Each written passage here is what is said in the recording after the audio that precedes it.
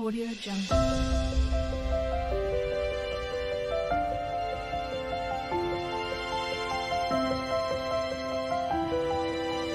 Audio Jungle.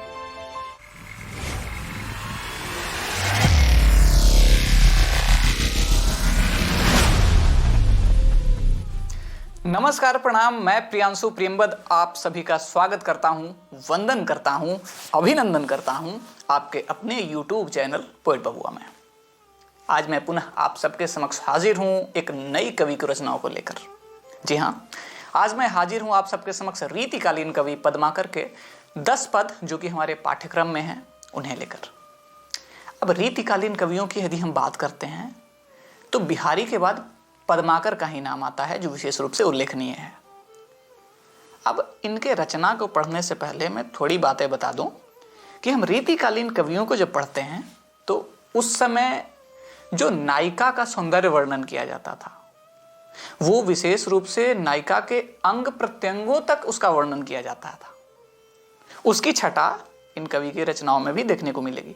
जैसा कि पहला ही रचना है कि एक नवल किशोर जो युवती नायिका है वो अपने सखी के यहाँ होली खेलने जाती है और होली खेल के लौटने के क्रम में वो क्या क्या करती है उसका ही बड़ा ही यथार्थ से वर्णन किया है इन्होंने।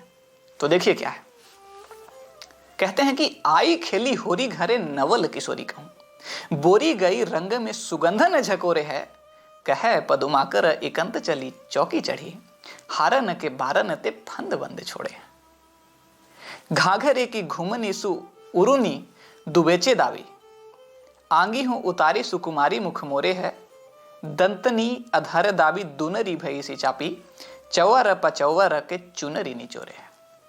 देखिए क्या लिखते हैं कवि, कल्पना देखिए कवि का, मतलब कवि जैसे समाज में जो घटनाएं घट रही है कवि कैमरा लेके पीछे खड़े हैं कि भाई मैं तो सब रिकॉर्ड कर रहा हूं। अब देखिए प्रसंग है कि एक नायिका है जो होली खेलने के लिए जाती है।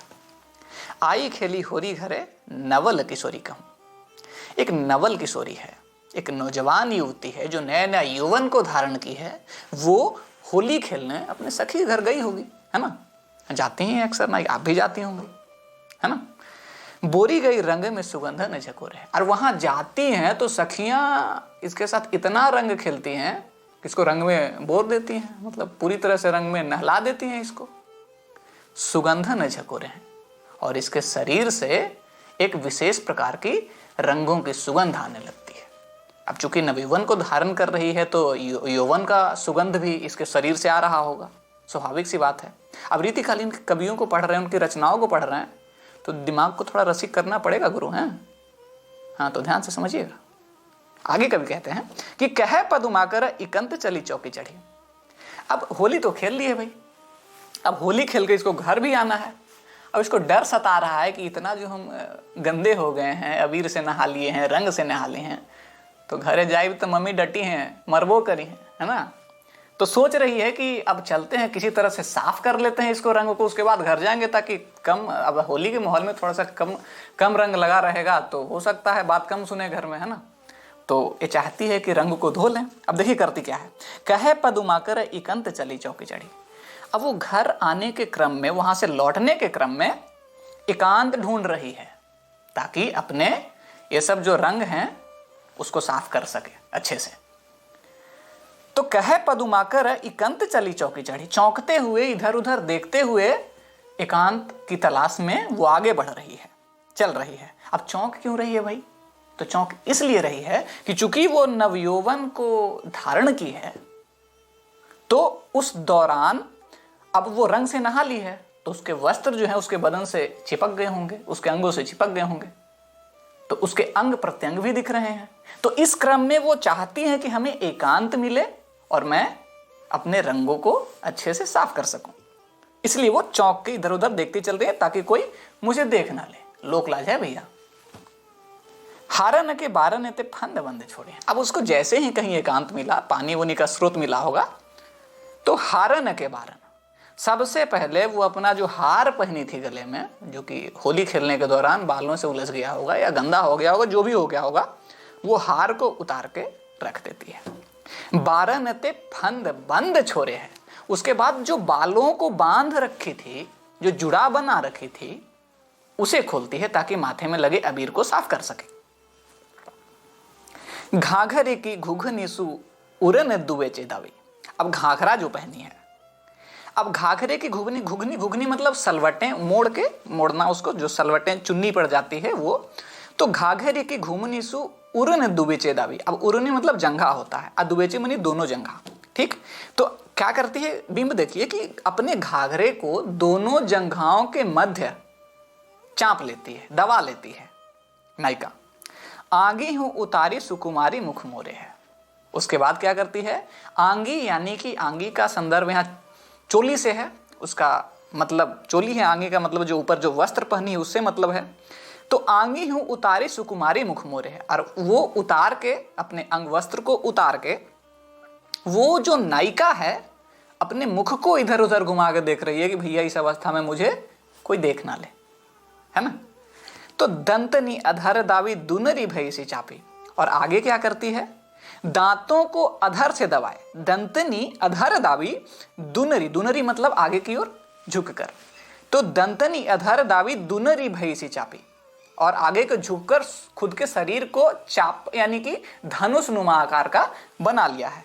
और वैसे करके कर क्या रही है, चौर पचौर के चुनरी निचोरे है। फिर जो चुनरी, जो उसका जो वस्त्र था, जो चुनरी उसका जो भींज गया था रंग से, उसको पानी में 4-5 बार ऐसे मोड़ के उसको ऐसे निचोड़ रही है। तो ये प्रसंग था, ये पूरा जो कहानी था, समझ गए ना। हाँ, तो ये है पद्माकर। देखो पहले बॉल में क्लीन बोल्ड कर दिए। आगे देखो, आगे है कि रात,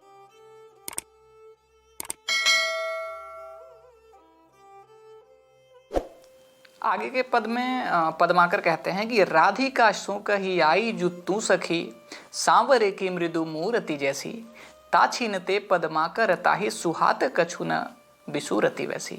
मानहु नीर भरी घन की घटा आँखिन में रही आनी उनैसी, ऐसी भई सुनी कान्ह कथा जो बिलोक हिगी तब होएगी कैसी।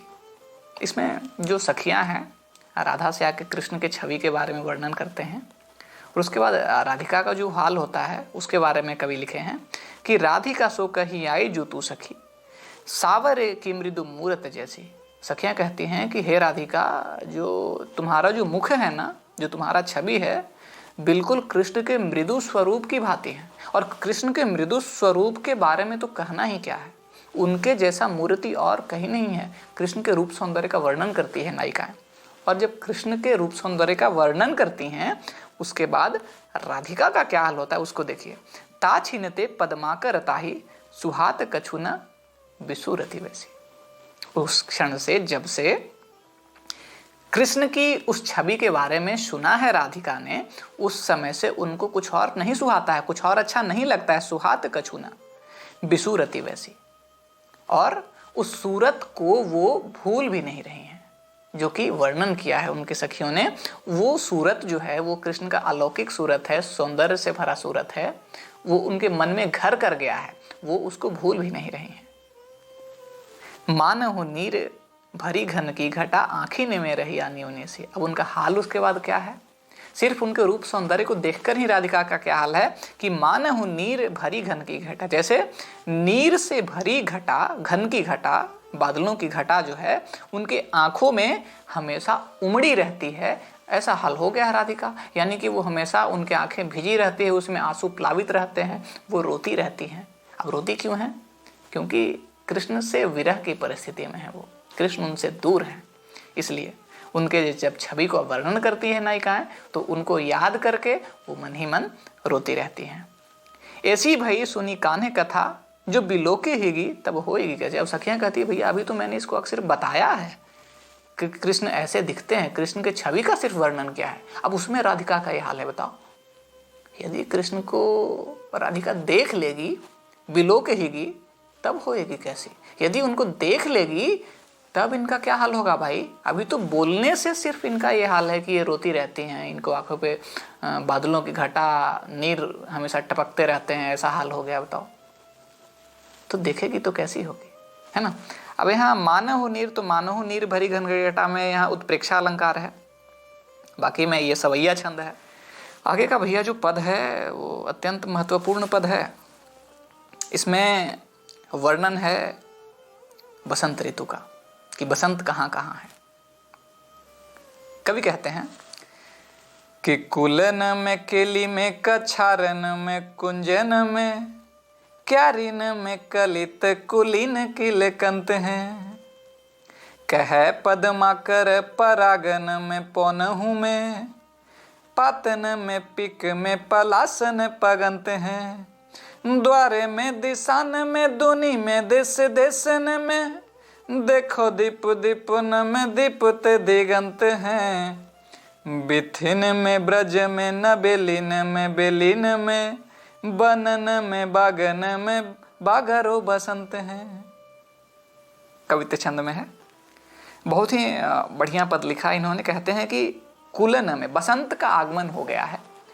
अब कवि बसंत का वर्णन करते हुए कहते हैं कि बसंत कहाँ कहाँ है, तो कहते हैं कुलन में। कुलन यानी नदी का किनारा, तो नदियों के किनारे में बसंत है। केली में अर्थात नायक नायिका के रति क्रिया में, उनके मिलन में बसंत है। क्योंकि ऐसा माना जाता है कि बसंत ऋतु में नायक नायिका का जो प्रेम भावना है वो अत्यंत प्रगाढ़ हो जाता है। तो उसका यहाँ लेते हैं संदर्भ कि केली में यानी कि नायक नायिका के मिलन में, उनके रति संदर्भ में। कछारन में, कछारन यानी कि नदी के किनारे वाला जो पार्ट होता है, गड्ढे वाला, वो कछारन में। तो कछारन में भी बसंत है। कुंजन में यानी कि वन कुंजों में भी बसंत का आगमन हो गया है। क्यारिन में कलित कलीन किलकंत है। तो क्यारिन में कहने का मतलब खेतों में, खेतों की क्यारियों में। अब खेतों की क्यारियों में कैसे बसंत के समय में आप देखते होंगे सरसों के फूल दूर दूर तक फूले रहते हैं, पीले पीले। तो यदि ऐसा क्षमा दिखे, ऐसा माहौल दिखे, ऐसा वातावरण दिखे, तो समझिए बसंत का आगमन हो गया है। कलित कलीन किलकंत है यानी कि नई नई कलियों में जैसे मानो बसंत किलकंत है, यानी बच्चों की तरह किलकारी मार रही है, हंस रही है, रो रही है ना। तो बसंत का आगमन कुछ इस तरह से हुआ है। कह पद्माकर परागन में, पौनहु में।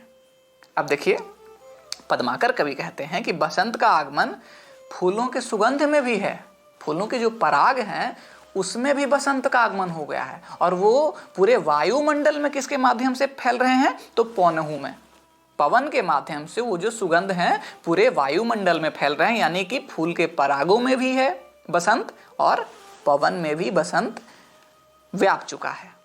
अब देखिए, पातन में, पिक में, पलासन पगंत हैं। पातन यानी पत्तों में, पिक में यानी कोयल की बोलियों में, जो कोयल कूक रही है, तो कोयल के कूक में भी बसंत का आगमन हो चुका है। पलासन पगंत हैं। अब बसंत और कहाँ है भाई, तो पलासन। अब एक पलासन का अर्थ नए पत्ते भी होते हैं, नए पत्तों में भी बसंत का आगमन हो चुका है। जो अब पुराने पत्ते झरे उसमें नए पत्ते आए, उसको भी पलासन कहा जाता है। और एक पलास का पेड़ भी होता है ना, तो उसमें भी बसंत पगा हुआ है, पगंत है। द्वारे में, दिशान में, दुनी में, देश देशन में। और क्या है, हर एक घर घर तक बसंत पहुंच चुकी है। हर एक घर के दरवाजे तक बसंत का आगमन हो चुका है। दसों दिशाओं में यानी दिशान में, दुनी में, देश देशन में, यानी कि प्रत्येक देश में, दुनी यानी दुनिया में, यानी कि पृथ्वी पे हर जगह पे बसंत का आगमन हो चुका है। देखो दीप दीपन में, दीपत दिगंत है। और कहते हैं कभी कि देखो दीप दीपन में, यानी दीप और उपद्वीप, यानी दीप उपद्वीपों में भी बसंत का आगमन हो चुका है। दीपत दिगंत हैं, और दिशाओं का जो अंत होता है जिसको क्षितिज बोलते हैं, उसमें भी बसंत दिख रहा है, दीपित हो रहा है ना। अब आगे कहते हैं और कहाँ बसंत है भैया, तो बिथिन में, ब्रज में, नबेलिन में, बेलिन में। बिथिन यानी गलियां, तो बिथिन में ब्रज यानी ब्रज की गलियों में, ब्रज की गलियों में भी बसंत है।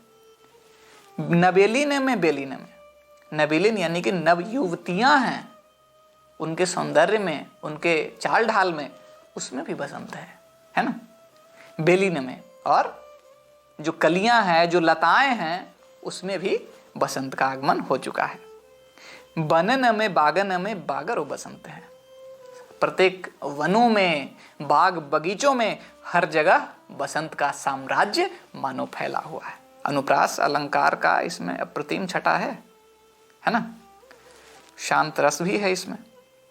आगे देखते हैं, आगे कहते हैं, अब इसमें देखिए वर्षा ऋतु का वर्णन किए हैं, वर्षा के सौंदर्य का वर्णन किया, लगभग आषाढ़ के महीने का इसमें है वर्णन। देखिए, चपला चलाके चहु ओरन ते चाह भरी, चर जी गई तो फिर चरजन लागिरी, कह पदमाकर लवंगन की लोनी लता, लरी जी गई तो फिर लरजन लागिरी।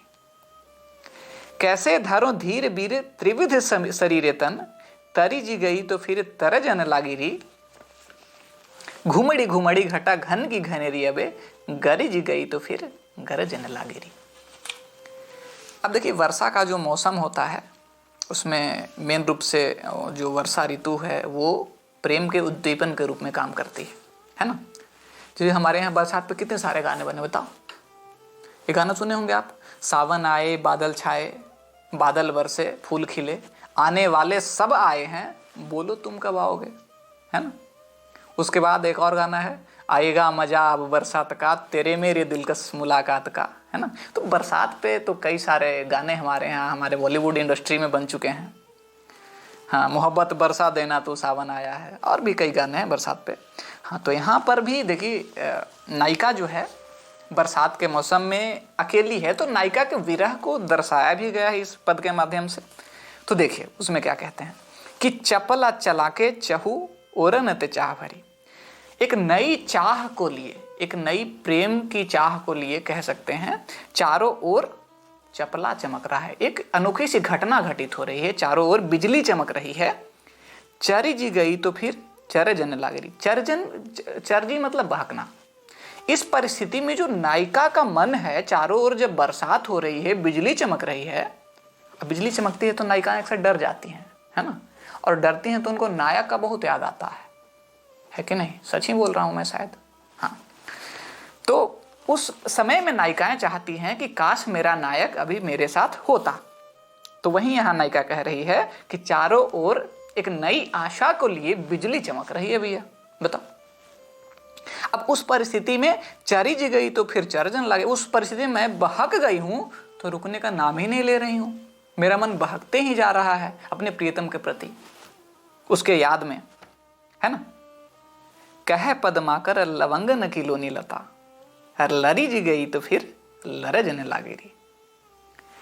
अब पद्माकर कवि कहते हैं कि लौंग की जो सुंदर लताएं हैं, जो कोमल लताएं हैं, जो लवण्यता से भरी लताएं हैं, एक बार जब वर्षा की बूंदें उनको हिला के चली जाती हैं, वर्षा जब उन पर पड़ती है, तो चूंकि लौंग की लता बहुत पतली मानी जाती है, हमारे यहाँ एक होली गाया जाता है, ए गोरिया पातरी जैसे लचके लवंगिया के डाढ़, है ना, तो ये है सुंदर।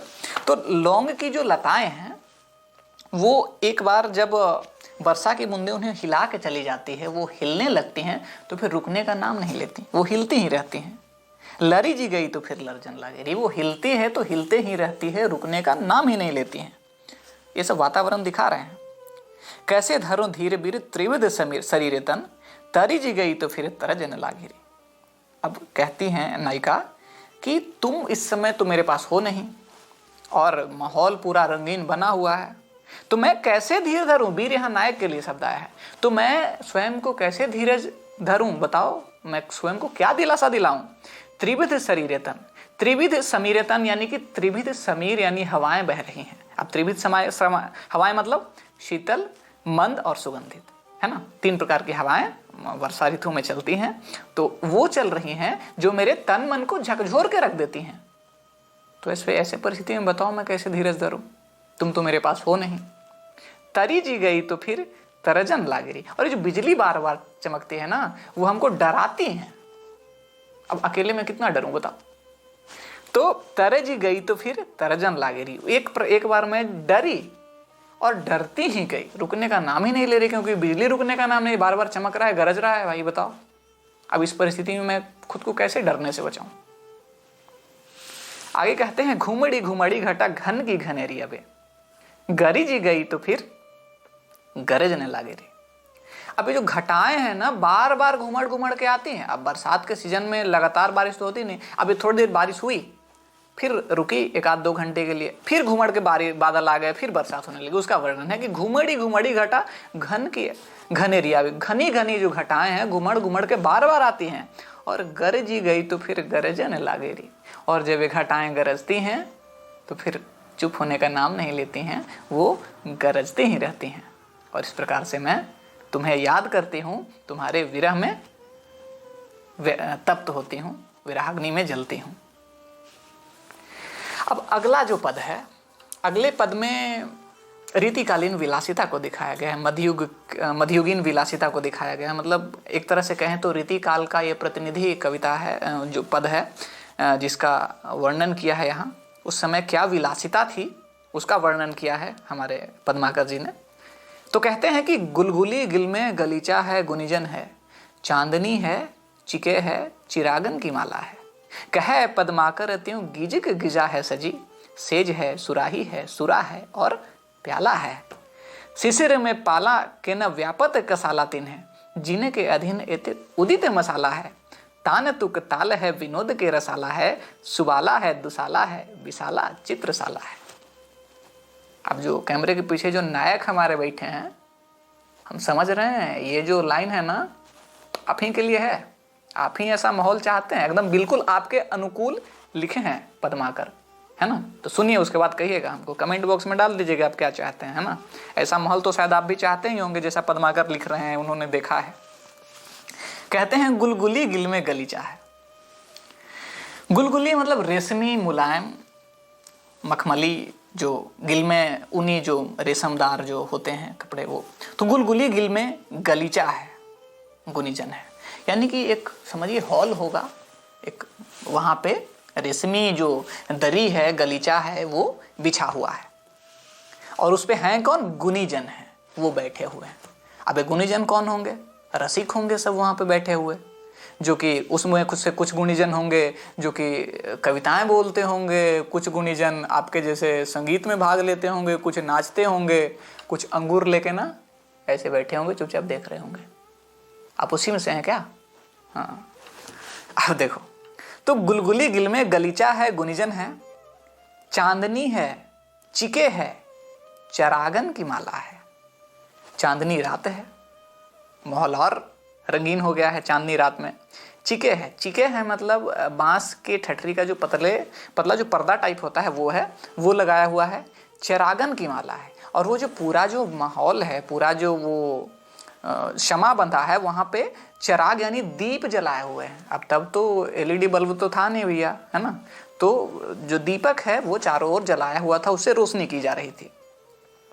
कहें पद्माकर त्यों गजक गिजा है सजी। पद्माकर कवि कहते हैं कि वहां पे इतना ही नहीं है, वहां पे स्वादिष्ट स्वादिष्ट पकवान भी रखे हैं, गजक गिजा है सजी, वो सजा के रखे हुए हैं।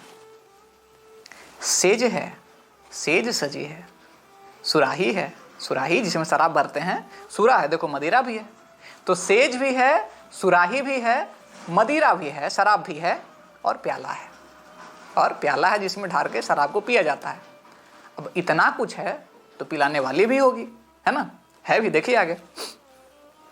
शीशे के पाला के न व्यापत कसाला तीन है, जीने के अधीन एते उदित मसाला है।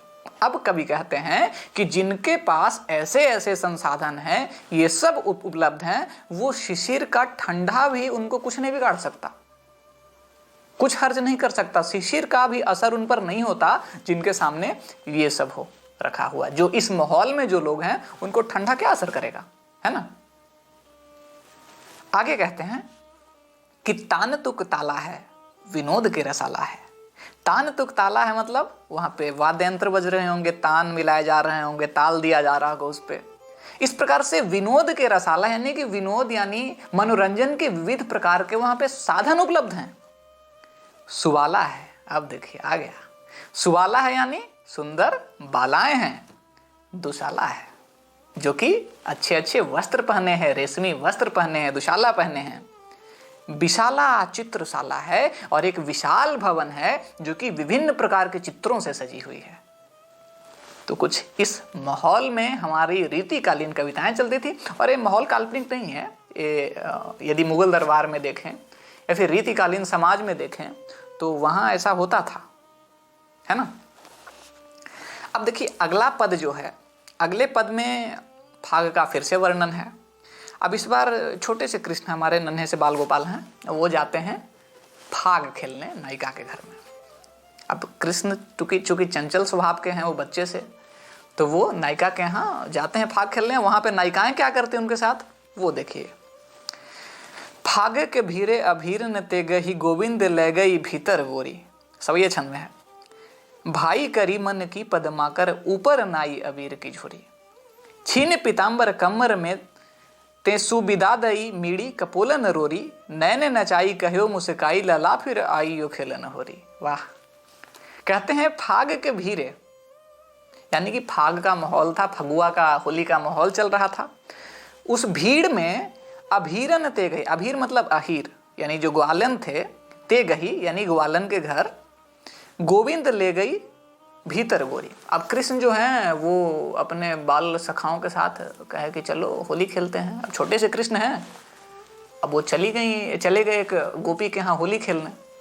अब वहाँ होली खेलने गए तो चूंकि गोपियाँ चाहती थी, कृष्ण से स्नेह था, उनसे वात्सल्य था, उनसे प्रेम था। गोपियाँ कृष्ण से थी उम्र में बड़ी, तो कृष्ण ने जाके ललकारा होगा, ये निकलो होली खेलना है तुम्हारे साथ, है ना। तो गोपियाँ को मजा आया होगा कि देखो इतना छोटा सा बालक आया हमसे होली खेलने। वो आई, चुटकी लेने की कोशिश की, तो नीचे आती हैं और कृष्ण को पकड़ के अपने साथ अंदर लेके चली जाती हैं। अब अंदर ले जाके क्या करती हैं गोपियाँ, वो देखिए, बड़ा ही अच्छा वर्णन किया है। भाई करी मन की पदमाकर, ऊपर नाई अबीर की झोरी। होली के अच्छा होली खेलने आए हो और तुमको होली खिलाते हैं। आपके साथ भी बचपन में हो सकता है ये घटना घटी होगी।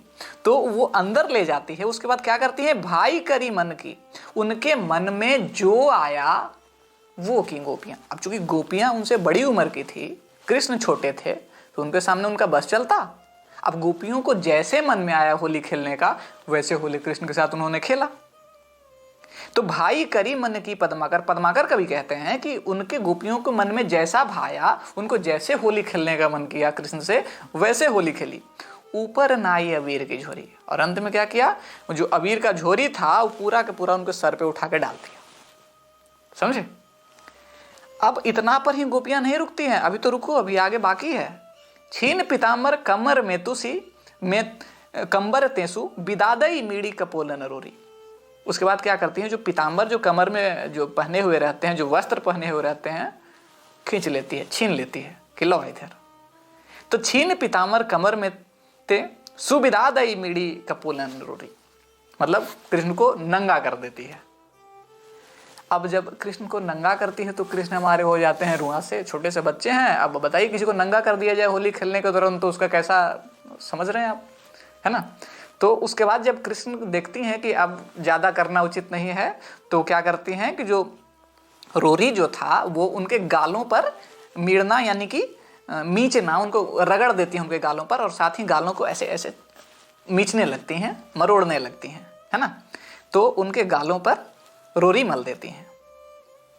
नैन नचाई कहे मुस्काई, उसके बाद इतना करने के बाद गोपियां मजा लेने के मूड में है अभी, फिर नैन घुमाए कहती है और खेल लिए होली। फिर कहती हैं कि नैन नचाई कहो मुस्काई, मुस्का के कहती हैं कि लला फिर आई यो खेलन होली, जाओ लला अभी तो जाओ, खेल लिए होली, फिर आना। तो इस तरह का वर्णन पद्माकर ही बड़े मतलब लोक के कवि कहे जा सकते हैं, लोक में जो दृश्य हैं उसको अपने कविताओं में व्यक्त किए हैं।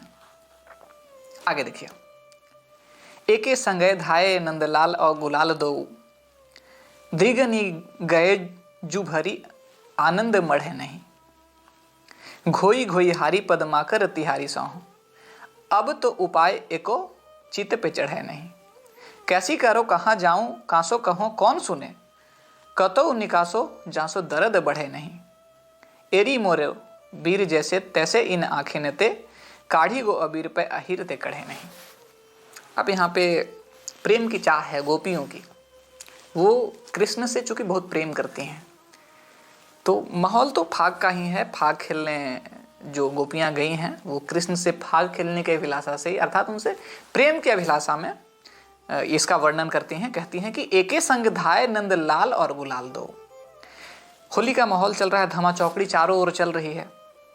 उस माहौल में कृष्ण जो हैं गुलाल लेके चारों तरफ जा रहे हैं। अब जहां जहां कृष्ण जा रहे हैं वहां वहां उनके पीछे गुलाल उड़ रहा है ना। तो एके संग धाय नंदलाल और गुलाल दो द्रिगन गए जो भरी आनंद मढ़े नहीं। वो जो कृष्ण आए और मेरे आंखों में जो गुलाल झोंक के गए हैं, कृष्ण और गुलाल दोनों साथ आए, और मेरे आंखों में जो उन्होंने गुलाल डाला, उसके बाद जो आनंद मुझे मिला, मढ़ना यानी ढकना या छिपाना, तो उस आनंद को मैं छिपा नहीं पाई। वो दृश्य को देखी जब कृष्ण होली खेल रहे थे, उस दृश्य से मैं इतना आनंद विभोर हुई कि अपनी भावनाओं पे मैं कंट्रोल नहीं कर पाई, उसे रोक नहीं पाई। मेरे जो नैनों में गुलाल भरा, कृष्ण के द्वारा भरा गया, कृष्ण के द्वारा मेरे ऊपर गुलाल फेंका गया, उससे मुझे जो आनंद मिला उसका वर्णन मैं नहीं कर सकती। अति आनंदित हुई मैं। घोई घोई हारी पदमाकर अतिहारी सो। लेकिन मैं क्या कहूं, कृष्ण ने तो ऐसा किया, परंतु मैं रंग घोल घोल के हार गई कि मैं कृष्ण को रंग लगाऊं। अब कृष्ण हैं बड़े छलिया स्वभाव के, वो किसी के पकड़ में नहीं आते। वैसे भी जो परमात्मा होते हैं वो जीव के पकड़ में कहाँ आते हैं आसानी से।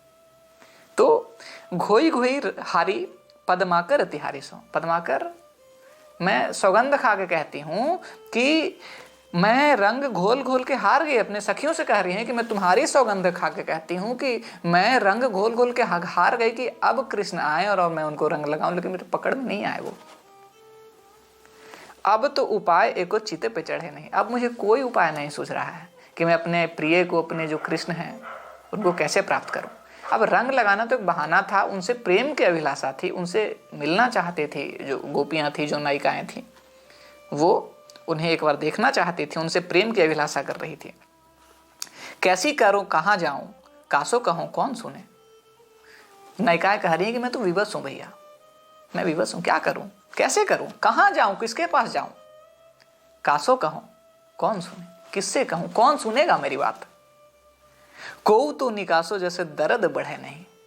वो जो कृष्ण का जो छवि मेरे आंखों में बस गया है, जो छवि आंखों में बसा हुआ है, उसे कौन वैध निकालेगा। तो कृष्ण का जो छवि मेरे आंखों में बसा है वो अब धीरे धीरे मुझे चुभ रहा है, क्योंकि कृष्ण मुझसे दूर हैं, वो विरह का रूप ले लिया है।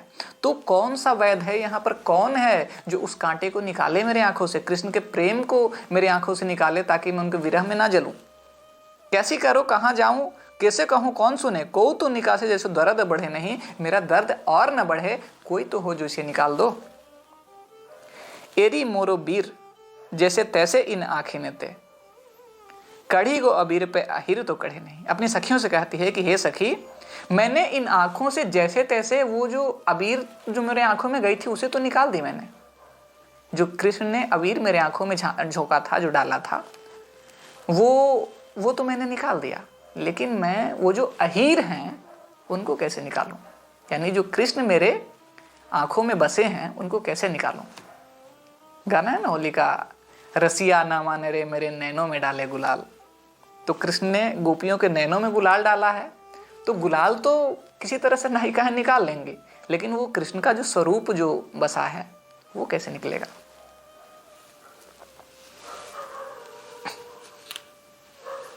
आगे कहते हैं अगला पद में कि वाही के रंगी है रंग, वाही के पगी है मग, वाही के लगी है संग आनंद अगाध को, कहे पदमाकर न चाहत जुन कुद्रिग, तारन ते न्यारों किए एक पल आध को, ताहू पे गोपाल कछु ऐसे ख्याल खेलते हैं, मान मोची बेको देखी बेको सर साधा को, काहू पे चलाई चख प्रथम चिखावे खिजावे फेरी, बांसुर बजाई के रिझाई लेत राधा को।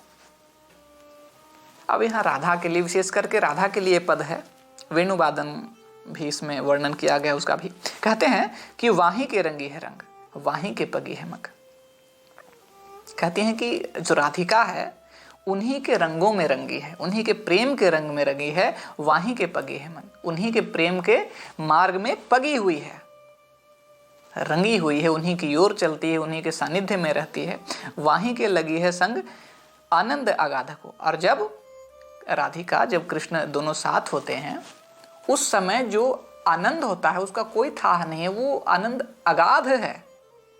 कहे पदमाकर न चाहत जो ने कुद्रिग, तारन त न्यारो किए एक पल आधा को। और राधा चाहती क्या है कि अपने प्राणों से न्यारे जो कृष्ण हैं उनको अपने नेत्रों से एक पल के लिए भी, एक आधा पल के लिए भी दूर नहीं होने देना चाहती हैं। कहे पदमा करन चाहत जुने कुद्रिग तारन त न्यारो किए एक पल आधा को। आधा एक पल के लिए भी अपने कृष्ण को अपने नेत्रों से दूर होना नहीं देना चाहती हैं, अपने नेत्रों से ओझल होना नहीं देना चाहती हैं। ताहू पे गोपाल कछु ऐसे ख्याल खेलते हैं, लेकिन हमारे गोपाल कितना छलिया हैं, हमारे कृष्ण कितना छलिया हैं कि राधिका उनसे इतना प्रेम करती है, उन्हें अपने से दूर नहीं होने देना चाहती हैं, लेकिन कृष्ण क्या करते हैं, तरह तरह के खेल खेलते हैं, स्वांग रचते हैं। करते क्या है, मान मोची बेको देखे बेको सरसाधा को। अब कृष्ण जो है बार बार जान के जो राधिका हैं उनको चिढ़ाते हैं, उनको गुस्सा दिलाते हैं ताकि वो रूठ जाएं। तो उनका रूठने वाला जो स्वरूप है उसको देखने के लिए बार बार कृष्ण उनको चिढ़ाते हैं, उन पे व्यंग करते हैं, जो भी करते हैं ताकि राधिका जो है रूठें और वो उस स्वरूप को देखें। काहू पे चलाई चख प्रथम चिखावे फेरी। अब चूंकि राधिका है उनके साथ उनकी सखियां भी होंगी, तो उसके लिए करते क्या है वो उनको रुठाने के लिए कि वहां पे जितनी भी सखियां हैं तो और राधिका भी हैं, तो राधिका पे ध्यान नहीं देते, कृष्ण उनके सखियों को देखते हैं। अब स्वाभाविक सी बात है कि राधिका के रहते हुए कृष्ण किसी और को देखेंगे तो राधिका का तो मान मतलब उनका स्वाभिमान जागेगा ही, वो तो रूठेंगे ही।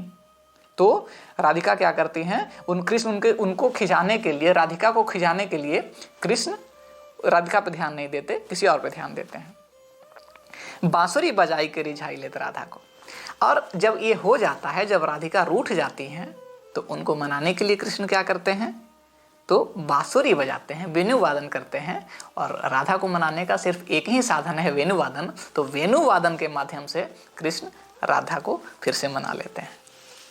तो कुछ इस प्रकार से इस पद का व्याख्या था। अब देखिए, खेलिए फाग निशंक भये आज मयंक मुखी कहे भाग हमारो। लेहू गुलाल दुहू कर में पिचकारी न रंग हिये मारो। भावे तुम ऐसो करो मोहि लाल पे पाए परो जिन घूंघट टारो। वीर की सौ हम देखी हैं ऐस कैसे अबीर तो आंखें बचाए के डारो। है ना। अब यहाँ नायक जो कृष्ण है और नायिका है रंग खेल रहे हैं, और नायिकाएं खुद का सौभाग्य मान रही है कि उन्हें कृष्ण के साथ फाग खेलने का अवसर मिला है। तो कहते हैं खेलिए फाग निशंक हुए, मतलब बिना मन में शंका लिए जैसे मन है वैसे फाग खेलिए। आज मयंक मुखी कहे भाग हमारो। मयंक यानी चंद्रमुखी जो नायिका है वो कहती है हमारे लिए सौभाग्य की बात है कि आप मेरे साथ फाग खेल रहे हैं। लेहू गुलाल दुहू कर में, दोनों हाथों में गुलाल ले लीजिए। मैं पिचकारी न रंग हिये मह डारो, और पिचकारी में रंग भर के मेरे हृदय पर डालो। भावे तुम्हें सो करो मोहि लाल, हे लाल अब तुम्हें जो मन भा रहा है वैसे करो, तुम्हें जैसे रंग लगाने का मन हो वैसे मुझ पे रंग डालो। पे पाँव परो जिन घूंघट टारो, लेकिन मैं तुम्हारी पैर पड़ती हूँ, ये जो घूंघट है ना उसको मत हटाओ। अब चूंकि नायिकाएं हैं तो लोक लाज भी है ना। अब लड़कियां जब घर से बाहर निकलती है तो अपने साथ लोक लाज को लेकर चलती है। तो नायिकाओं, यहाँ जो गोपियां हैं उनमें भी लोक लाज देखने को मिल रहा है कि वो कृष्ण से कह रही हैं कि आज होली का माहौल है तो होली खेलने से तो कोई मना नहीं करेगा, लेकिन हाँ मेरा घूंघट मत हटाना, क्योंकि यदि समाज के लोग देख लेंगे देखो वो होली खेल रही है तो फिर मेरी बदनामी हो जाएगी। हाँ, तो कहती है कि भावे तुम ऐसो करो मोहि लाल, तुम्हें जो मन आता है वो करो लाल, लेकिन पाए परो, मैं तुम्हारी पैर पड़ती हूँ, घूंघट मत हटाओ। वीर की सौ हम देखी हैं कैसे अबीर तो आंखें बचाए के डारो। अब कुछ लोग यहाँ वीर के मतलब लेते हैं भाई से, कुछ लोग कहते हैं वीर का मतलब सखियों से है, कुछ लोग कहते हैं कृष्ण से संबंध है। तो खैर जिससे भी हो उसका सौगंध खा के गोपियाँ कहती हैं कि वीर की सौ हम देखी हैं कैसे, मैं तुम्हारी सौगंध खा के कहती हूँ कि यदि तुम मेरे आंखों में रंग डाल दोगे तो मैं कैसे देखूंगा, मुझे तुम्हें देखना भी तो है, तो आंख में रंग मत डालो, है ना। तो वीर की सौ हम देखी हो कैसे अबीर तो आंख बचाए के डारो। अब आंख बचाए एक मुहावरा के सेंस में भी है। आंख बचाना मतलब लोगों से बचा के, समाज के लोग ना देखे तो उनसे बचा के रंग डालना, है ना। तो वीर की सौ हम देखी हो कैसे अबीर तो आंखों बचाए के डारो, कि मैं तुम्हें देखूंगी कैसे, इसलिए तुम मेरे नेत्र को बचा के रंग डालो, मेरे नेत्रों में रंग मत डालो, है ना, या फिर इस तरह से रंग डालो कि लोग ना देखें, जिससे मेरी बदनामी ना हो। अब अंतिम पद है, 10वें पद में हम पहुंच चुके हैं। चंद कला चुनी चुनरी चारु, दई पहिराई सुनाई सुहोरी, बेंदी विशाखा रची पदुमाकर, अंजन अंजी के समाजी के रोरी।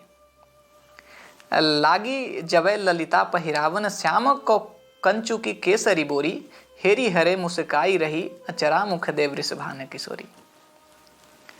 अब इसमें बहुत ही महत्वपूर्ण वर्णन किया है, मतलब अनुप्रास का यहाँ अनुपम छटा है। देखिए, अब यहाँ प्रसंग यह है कि कृष्ण जो हैं